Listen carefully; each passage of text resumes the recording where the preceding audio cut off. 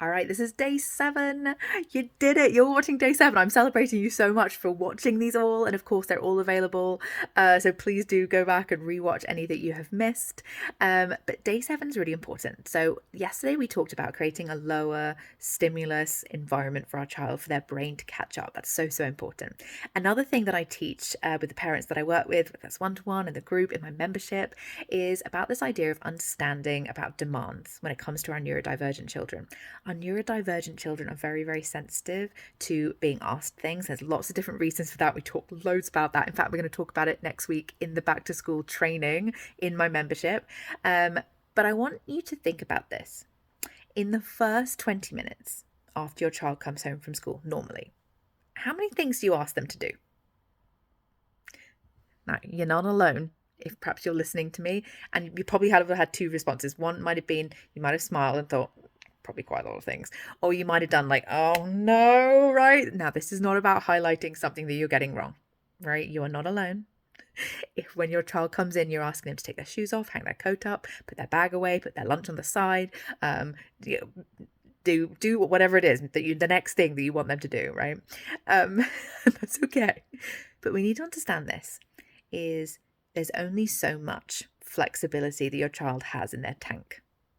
Right, and I teach and expand on this, and we'll talk about this more at the training on the 9th of September.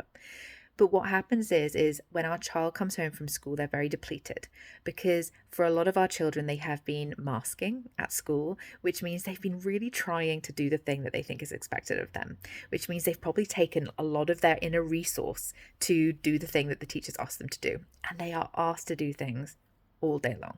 Right? Sit still, look here, listen, stop doing that, do this, put down your bag, come outside, now it's PE, now you need to change, now you need to do this, now you're on that team, now you need to kick the ball. All of the things, it's like just constant demands, right? And for so many of the children that I work with, they might mask a lot at school and then they come home and they have a really difficult time.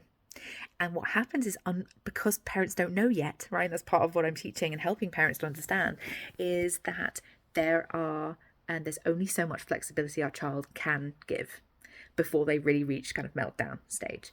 And what happens is normally in the first kind of like 10-15 minutes that a child is home is unknowingly parents adding to that. They're just adding demands, all of these things. So what I want you to think about doing is just trying, and if this feels really, really hard, just aim for 5 minutes. Not asking your child to do anything for at least 5 to 10 minutes when they come home. Anything. Okay, not put their shoes away, not put their bags away, just creating a low demand buffer. Okay, I know how much this is going to help you, but it can feel really challenging, right? Because we are, as adults, so often in fast forward, we have like a million things we want to get through that evening. And what happens is sometimes then we're just adding to our child's dysregulation, whereas what their brain really needs is a chance to catch up, right?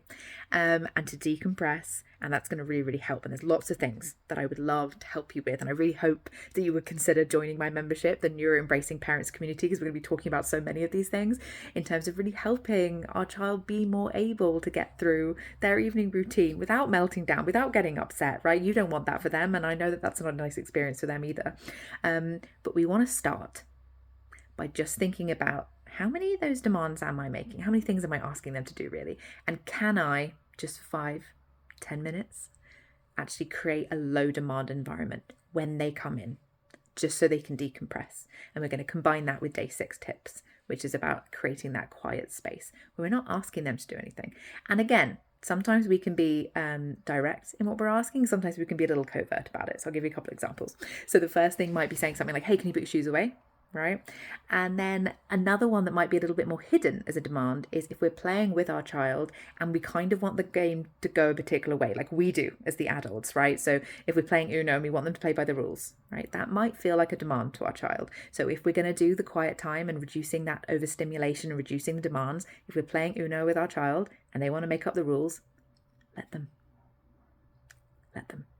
Let's not ask them something else, which is to do it in the way that we think that they should. Right? So there are direct demands, and then there are kind of more parceled up hidden demands, right? And you're not alone if you do both of those, right? But this is about understanding what it is that our child brain needs, so we can really, really help them to catch up and take a deep breath after an environment that's been really, really challenging for them. And I know you want to help them do that. So if you would love more help with this, please do check out my membership, which is now open for registration. If you register before Monday, the 9th of September at 8 p.m, not only are you going to get to come along to our live and interactive training on Back to School, where we're going to cover so much more of this in much, much more detail, but you're also going to get 2 additional bonuses. One is an edible one that I'm going to send you through the post for you, to have with a nice cup of tea. And then you're also going to get additional 2 trainings to really, really help you. So please do check that out. And if you have any questions, of course, let me know.